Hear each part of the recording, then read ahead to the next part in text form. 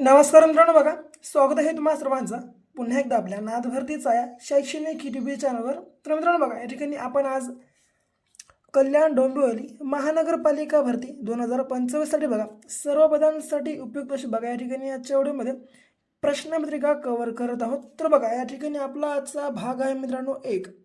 बघा आपला आजचा मित्रांनो भाग पहिला आहे. बघा मित्रांनो, या ठिकाणी जर तुम्ही अद्याप अर्ज केला नसाल तर तुम्ही या ठिकाणी बघा 15 जुलैपर्यंत अर्ज करू शकता. बघा 15 जुलैच्या मित्रांनो ठिकाणी तुम्ही या ठिकाणी अर्ज करू शकता. तर बघा तुम्ही या ठिकाणी अर्ज केला नसेल अवश्य ठिकाणी तुम्ही अर्ज देखील करून घ्या.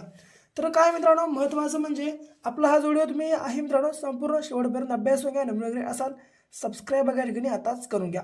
तर पहिला प्रश्न तर काय आहे बघा, कल्याण डोंबिवली महानगरपालिकेची स्थापना कोणत्या वर्षी करण्यात आली? तर मित्रांनो बघा या ठिकाणी आपला प्रश्नाचा जे की राईट आन्सर क्रमांक बघा काय आहे, तर जे की या ठिकाणी 1983 साली मित्रांनो बघा या ठिकाणी कल्याण डोंबिवली महानगरपालिकेची बघा स्थापना झाली होती. लक्षात तुम्हाला ठेवायचं आहे मित्रांनो बघा 1983 बघा या ठिकाणी आपला प्रश्नाचा राईट आन्सर असणार आहे. यासोबतच बघा थोडंसं मित्रांनो बघा 1 ते 2 प्रश्न प्रत्येक प्रश्नासोबत बघा फक्त 1 ते 2 बघा या ठिकाणी स्पष्टीकरण देण्याचा प्रयत्न करतो.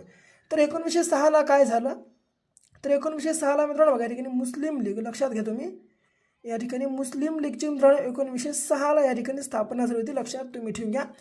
यासोबत 1942ला मित्रांनो बघा या ठिकाणी भारत छोडो आंदोलनास सुरुवात झाली होती. बघा या ठिकाणी लक्षात घ्या, भारत छोडो आंदोलन मित्रांनो बघा या ठिकाणी सुरुवात झाली होती. ओके, पुढे बघा यासोबत पुढचा प्रश्न क्रमांक दुसरा कशा प्रकारचा, तर कल्याण डोंबिवली महानगरपालिकेचे कार्य कोणते आहे?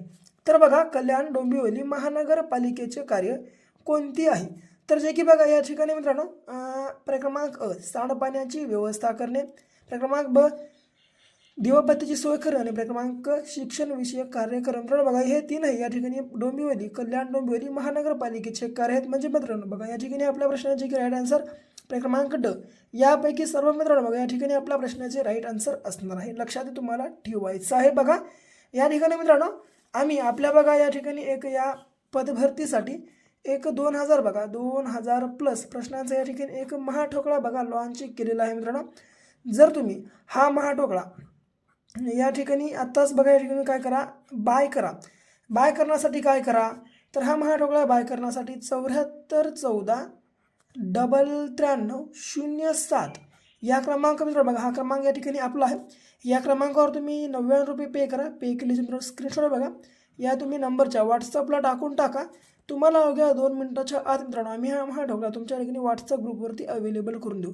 तर मग या महाठोकळा तुम्हाला भेटेल काय, तर बघा या ठिकाणी सर्व पदांसाठी उपयुक्त असे मित्रांनो बघा GK-GS भेटेल, GK-GS करंट अफेअर्स भेटतील. बघा लक्षात ठेवून घ्या GK-GS आणि करंट अफेअर्स मित्रांनो बघा या ठिकाणी आम्ही महाठोकळ्यामध्ये देऊन टाकू. मित्रांनो बघा हे जे सर्व काय बघा मित्रांनो TCS PYQ आहे मित्रांनो, TCS PYQ आहे म्हणून काय करा अवश्य बघा खरेदी करून घ्या. खरेदी करून मित्रांनो महाठोकळ्यातले तुम्ही 2000 प्लस प्रश्न हे पाठांतर करून घ्या. कारण मित्रांनो बघा या ठिकाणी 100% परीक्षेमध्ये विचारले जाते मित्रांनो. या ठिकाणी या स्वरूपाच्या ठिकाणी आपण या महाठोकळ्यामध्ये प्रश्नसंच समाविष्ट केलेले आहेत. बघा अवश्य बाय करा. तर पुढे हा तिसरा प्रश्न बघा या ठिकाणी कशा प्रकारचा, तर अष्टविनायकांच्या 8 स्थानापैकी पुणे जिल्ह्यात किती स्थाने आहेत? तर बघा मित्रांनो बघा अष्टविनायक म्हणजे मित्रांनो किती, एकूण 8 मित्रांनो स्थान आहेत. मित्रांनो बघा या 8 स्थानापैकी एकूण किती मित्रांनो बघा पुणे या जिल्ह्यामध्ये एकूण किती स्थान आहेत, तर जे की बघा क्रमांक मित्रांनो काय, तर हां या ठिकाणी बघा क्रमांक बहुतेक या ठिकाणी असणार आहे. बघा या ठिकाणी आपल्या प्रश्नाचा राईट आन्सर जे की अष्टविनायक मित्रांनो 8 स्थानापैकी पुणे मित्रांनो या जिल्ह्यामध्ये एकूण 6 या ठिकाणी बघा अष्टविनायक आहेत. लक्षात तुम्हाला ठेवायचं आहे मित्रांनो. या ठिकाणी आपल्या प्रश्नाचे राईट आन्सर जे की 6 तुम्हाला लक्षात ठेवायचं. यासोबत बघा आपल्या भारतामध्ये एकूण ज्योतिर्लिंग किती या प्रकारचा प्रश्नसंच विचारला जाऊ शकतो. तर बघा मित्रांनो सध्या आपल्या भारतामध्ये एकूण 12 ज्योतिर्लिंग आहेत. बघा लक्षात घ्या 12. या 12पैकी 5 आपल्या महाराष्ट्रामध्ये आहेत. बघा 5 आणि या 5पैकी 3 मित्रांनो मराठवाडा या प्रशासकीय विभागात आहेत. मित्रांनो बघा या ठिकाणी मराठवाडा या प्रशासकीय विभाग किती, या ठिकाणी एकूण 3 या ठिकाणी ज्योतिर्लिंग आहेत. बघा लक्षात घ्या 3. तर मित्रांनो बघा या ठिकाणी मराठवाड्याचा जर आपण विचार केला तर मित्रांनो बघा या ठिकाणी मराठवाडा या प्रशासकीय विभागात एकूण 8 जिल्हे आणि 76 तालुके आहेत. लक्षात ठेवून घ्या बघा 8 जिल्हे आणि 76 तालुके इतकं तुम्ही या ठिकाणी लक्षामध्ये ठेवून घ्या. ओके. तर पुढे काय बघा या ठिकाणी चौथा बघा. सन 2011च्या जनगणनेनुसार महाराष्ट्र साक्षरतेचा दर किती आहे? तर मित्रांनो बघा सन 2011च्या जनगणनेनुसार मित्रांनो बघा या ठिकाणी 2011च्या जनगणनेनुसार आपल्या महाराष्ट्रात साक्षरतेचा दर किती? तर जे की क्रमांक 82.9% या ठिकाणी लक्षात तुम्हाला ठेवायचं बघा. 82.9% या ठिकाणी आपल्या प्रश्नाचा राईट आन्सर आहे. पुढे बघा 2005मध्ये मुंबई शहरातील कोणत्या नदीमुळे पूरस्थिती तयार झाली होती? तर जे की मित्रांनो बघा या ठिकाणी 2005मध्ये या ठिकाणी मिठी बघा मित्रांनो या नदीमुळे बघा या ठिकाणी मुंबई या शहरात पूरस्थिती मित्रांनो या ठिकाणी तयार झाली होती. लक्षात तुम्हाला ठेवायचं आहे बघा. तुम्हाला जर आपल्या महाराष्ट्रातील सर्वात लांबीची नदी जर विचारलं तर ती आहे बघा या ठिकाणी गोदावरी. लक्षात ठेवून घ्या बघा या ठिकाणी मित्रांनो गोदावरी ही नदी या ठिकाणी आपल्या महाराष्ट्रातील सर्वाधिक लांबीची. हिचा उगम मित्रांनो त्र्यंबकेश्वरला होतो बघा. लक्षात घ्या त्र्यंबकेश्वरला मित्रांनो या ठिकाणी गोदावरी नदीचा या ठिकाणी उगम होतो. लक्षात तुम्ही ठेवून घ्या. तर त्र्यंबकेश्वर कोणत्या जिल्ह्यात आहे? तर त्र्यंबकेश्वर बघा या ठिकाणी नाशिक या जिल्ह्यात आहे. लक्षात तुम्ही ठेवून घ्या. एकदम साध्या सरळ गोष्टी आहेत. ओके. पुढे 2011च्या जनगणनेनुसार महाराष्ट्रातील सर्वाधिक लोकसंख्येचा जिल्हा कोणता? तर 2011च्या बघा या ठिकाणी जनगणनेनुसार आपल्या महाराष्ट्रातील सर्वाधिक लोकसंख्येचा जिल्हा कोणता? तर जे की क्रमांक पुणे. लक्षात तुम्हाला ठेवायचं तर बघा या ठिकाणी आपल्या शहराचा राईट आन्सर या ठिकाणी प्रश्नाचं पुणे या ठिकाणी असणार आहे. पुणे मित्रांनो बघा या ठिकाणी विद्येचे माहेरघर आहे बघा. लक्षात ठेवून घ्या. या ठिकाणी विद्येचं मित्रांनो पुणे हे माहेरघर आहे बघा. लक्षात तुम्ही ठेवून घ्या. पुढे यासोबत नंदुरबार हा मित्रांनो जो जिल्हा आहे मित्रांनो हा या ठिकाणी जंगला असा जिल्हा आहे बघा. लक्षात ठेवून घ्या. जंगल या ठिकाणी हा जंगलाचा जिल्हा आहे. यासोबतच मुंबई उपनगर हा जो मित्रांनो जिल्हा आहे बघा या ठिकाणी 2011च्या जनगणनेनुसार लोकसंख्येच्या दृष्टीनं या ठिकाणी क्षेत्रफळाच्या दृष्टीने मित्रांनो बघा या ठिकाणी सर्वात लहान आहे बघा या ठिकाणी क्षेत्रफळाच्या दृष्टीनं. ओके.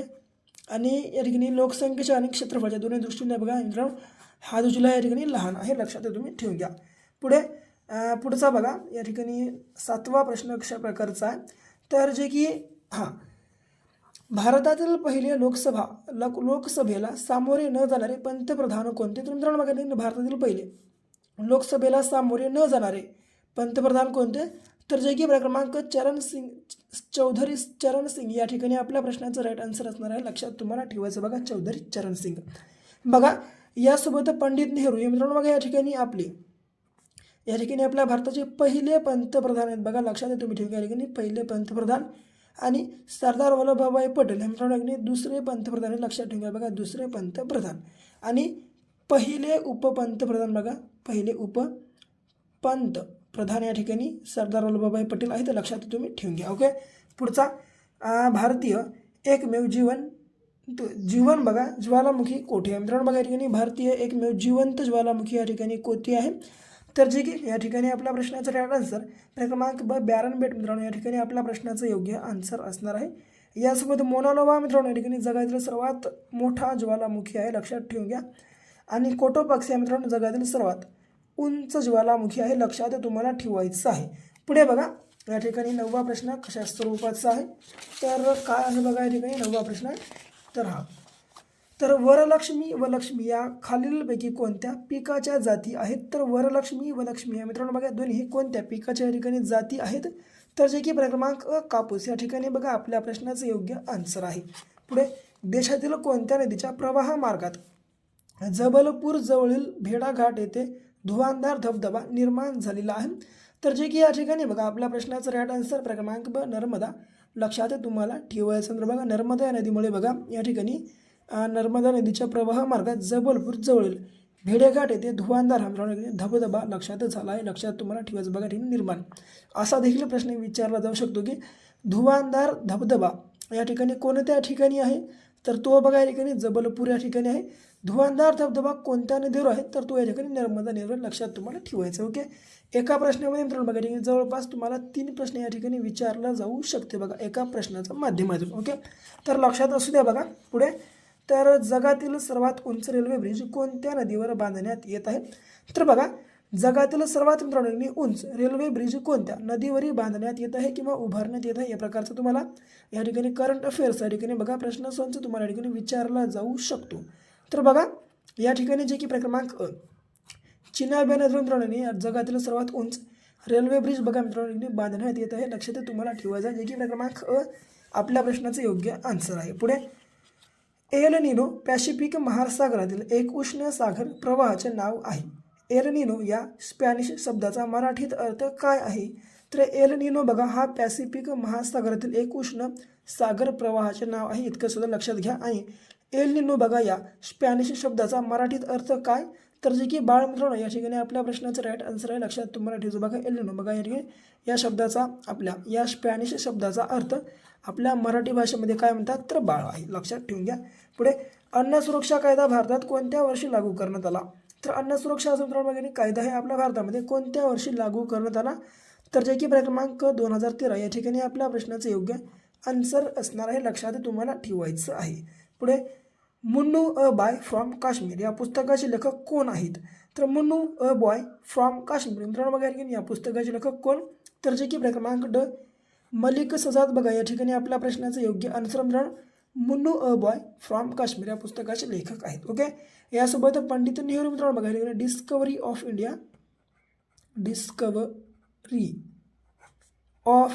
इंडिया या पुस्तकाचे मित्रांनो बघा या ठिकाणी पंडित नेहरू हे जनक आहेत, लेखक आहेत, लक्षात तुम्हाला ठेवायचं आहे. यासोबतच सावित्रीबाई फुले आणि मित्रांनो काव्य फुले बघा काव्य फुले हा मित्रांनो बघा या ठिकाणी ग्रंथ लिहिलेला आहे, लक्षात ठेवून घ्या. ओके, पुढे यासोबत डॉक्टर बाबासाहेब आंबेडकर यांनी मित्रांनो बघा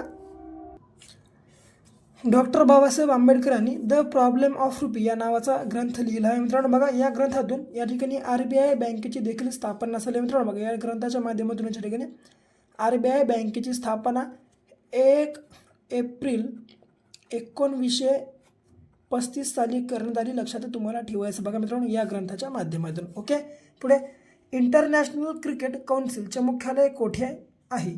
तर इंटरनॅशनल क्रिकेट काउन्सिलचे मित्रांनो वगैरे मुख्यालय कुठं? तर जे की क्रमांक दुबई, लक्षात तुम्हाला ठेवायचं आहे बघा दुबई. ओके, पुढे यासोबतच राष्ट्रीय मध्यान्ह आहार योजनेची सुरुवात केव्हा झाली? तर राष्ट्रीय मध्यान्ह आहार योजनेची ठिकाणी सुरुवात केव्हा झाली? तर जे की क्रमांक 15 ऑगस्ट 1995 साली, लक्षात तुम्हाला ठेवायचं आहे. शेवटचा ऑस्ट्रेलियातील गवताळ प्रदेशास कोणत्या नावाने संबोधलं जातं? तर बघा या प्रश्नाचं राईट आन्सर तुम्हाला सर्वांना या ठिकाणी कमेंट बॉक्समध्ये सांगायचं आहे. बाकी आपला व्हिडिओ कसा वाटला ते देखील कमेंट बॉक्समध्ये सांगून टाका. यासोबत मित्रांनो बघा आपला जर तुम्हाला हा व्हिडिओ आवडला तर आपल्या व्हिडिओला लाईक करा, तुमच्या विद्यार्थी मित्रांसोबत मित्रांनो आपला पूर्ण काही व्हिडिओ बघा जरूर शेअर करा. आणि या ठिकाणी तुम्ही आतापर्यंत चॅनलला सबस्क्राईब केलं नसेल आवश्यक सबस्क्राईब करून घ्या. तर भेटू पुन्हा मित्रांनो अशा एका नेक्स्ट लेवलच्या भाग क्रमांक 2 मध्ये. तर तोपर्यंत मित्रांनो बघा घ्या काळजी, करा अभ्यास.